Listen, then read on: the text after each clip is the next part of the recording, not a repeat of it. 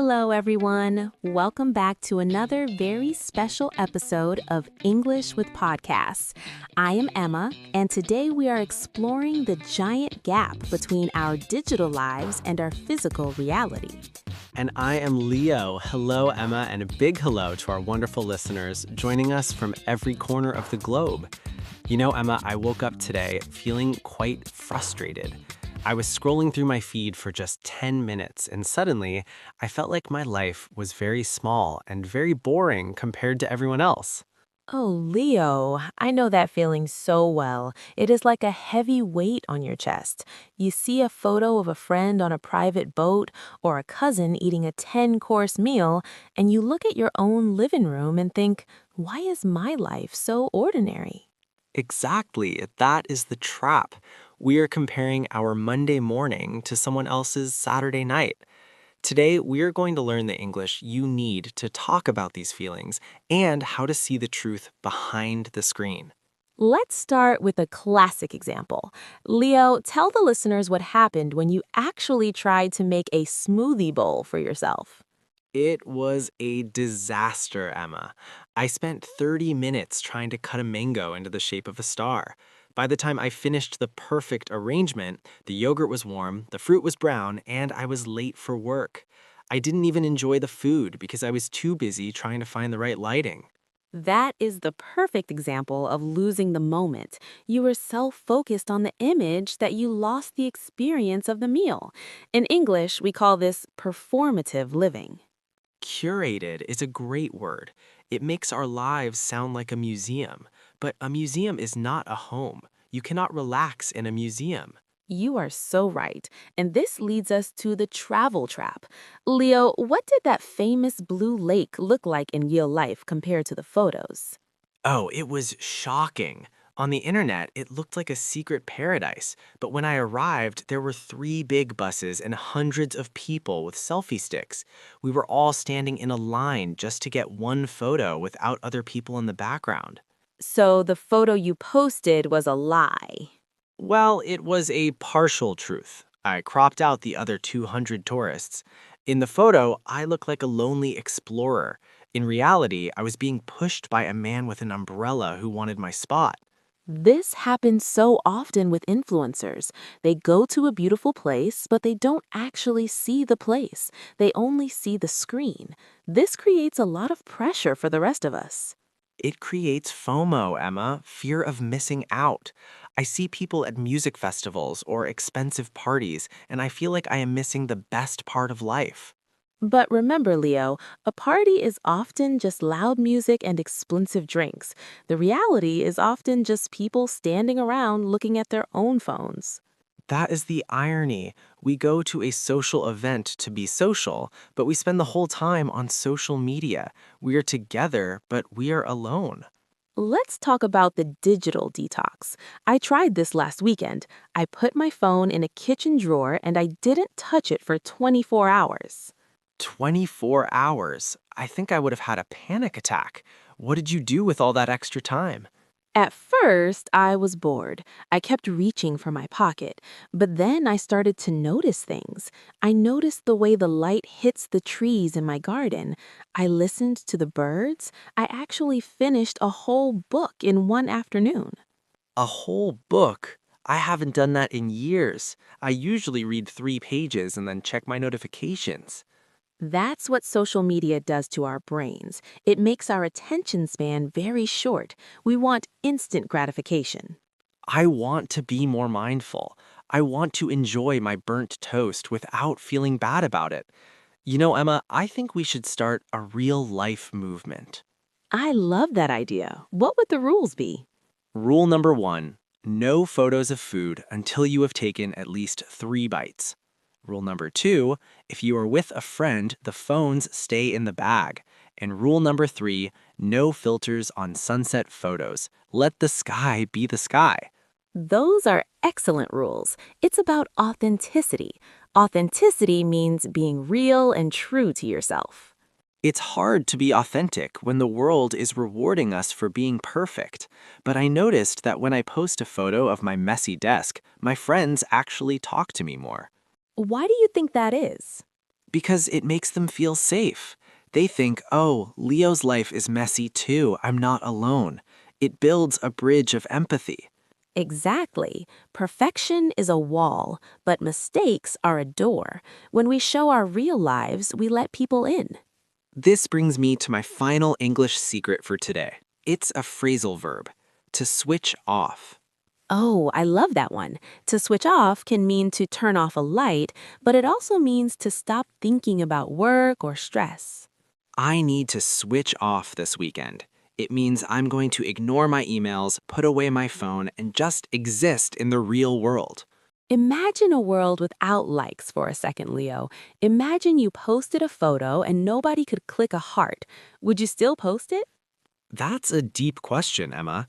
If there were no likes, I think I would only post things that truly mattered to me. I wouldn't care about the algorithm. People worry so much about their follower count. They think it's their value as a human being. But you can have 1 million followers and 0 real friends to help you move your sofa. That is so true. I would rather have 5 friends who bring me soup when I'm sick than 1 million strangers who just double tap on my face.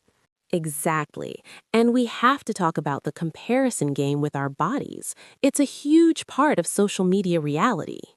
I tried one of those beauty filters once, Emma. I looked like a completely different person. When I turned the filter off, I felt sad looking at my real face. That is the danger. We start to prefer the digital version of ourselves. We need to remember that real beauty has texture. Real beauty has lines from laughing and eyes that show tired happiness. Texture is a great word. Life has texture. Social media is smooth and plastic, but real life is rough and beautiful. Let's talk about the comment section. Sometimes it is a place of love, but sometimes it is a place of trolls. I always tell people, if a comment makes you cry, hit the block button. Your mental health is more important than being polite to a stranger. Absolutely. Your digital space should be a place that makes you feel good, not a place that makes you feel small. You know, I heard a story about a woman who deleted all her social media for a year. She said her mental clarity reached a new level. Mental clarity. That means your mind is clear and you can think easily. When we scroll, our minds are cluttered with 1,000 different images. It's like a room full of trash. You can't find your own thoughts. We take in too much data and we need to learn to tune out the noise. I think everyone should log off for a few hours every Sunday. Go for a walk without music. Just listen to the world. I tried that last Sunday. I walked through the park. I saw a baby bird and I saw an old couple holding hands. I didn't take a photo. I just watched.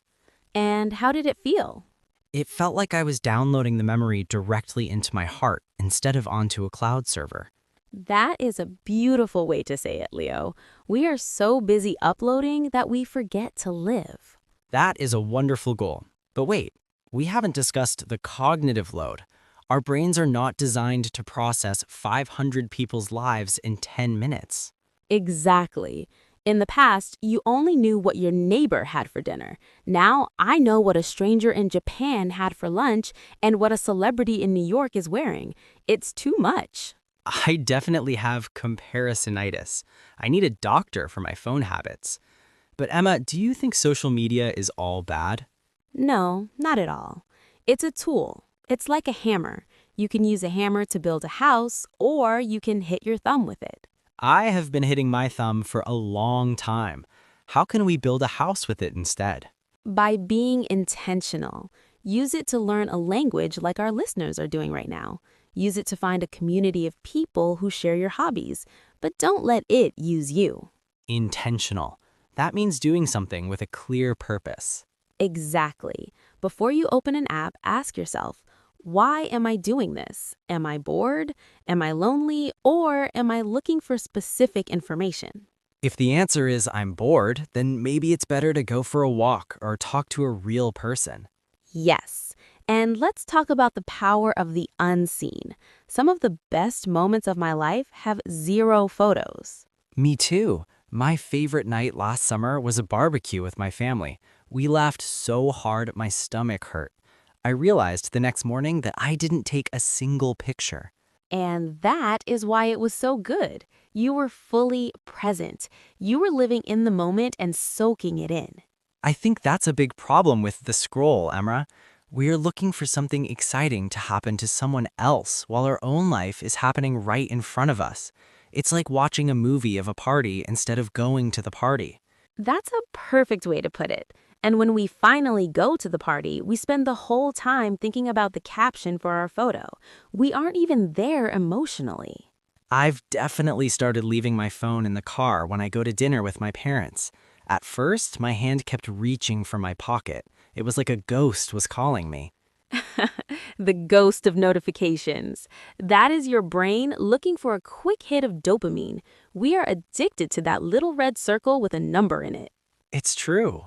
But after 20 minutes, I stopped thinking about the phone. I actually listened to my dad's stories. I found out things about his childhood I never knew. I would have missed all of that if I was checking my likes. That is the opportunity cost of social media. When you say yes to the screen, you are saying no to the person sitting across from you. I want to say yes to the real people more often. I want to learn the English for I'm listening and tell me more instead of just like and subscribe. And that is what this podcast is for. We want to give you the words to have those real conversations. Language is the ultimate social network. It doesn't need Wi-Fi. I like that. Language is the original social network. No batteries required, just a bit of practice.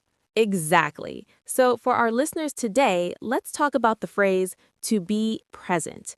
It means to give someone your full attention, no distractions. I am present with you right now, Emma. And I am present with you, Leo. And we are present with all of you at home. We hope you can take this feeling into your day. We want you to try a digital fast this evening, just for 2 hours. Put the phone away. Read a book, cook a meal, or just sit and think. You might be surprised by how much mental space you find. It's like cleaning out a closet you haven't opened in years. And when you come back to the internet, come back with a smile. Remember that the perfect lives you see are just stories. Your messy, beautiful, real life is the true masterpiece. I want to be more unplugged. I want to soak in my life like a sponge. Me too, Emma. I think our listeners want that too. It's okay if your life doesn't look like a movie. Real life is better than a movie because you are the main character, not just a viewer. We have a very special task for you in the comments today. We want to practice authentic English. Yes, instead of telling us about a perfect day, tell us about a real day. What was a small, messy, or funny thing that happened to you today? Maybe you spilled coffee on your shirt, or you got lost going to the store. Tell us your story in English. We will read them all. If you found this long conversation helpful for your listening practice, please give us a like. It really helps our channel reach more students. And don't forget to subscribe to join our global family. We are here every week to help you move from beginner to fluent through real, honest talk. Share this with someone who needs a reminder that they are doing a great job in their real life. Thank you for your time, your ears, and your beautiful real hearts. Keep practicing, keep being yourself, and we will see you in the next episode. Goodbye, everyone. Bye-bye.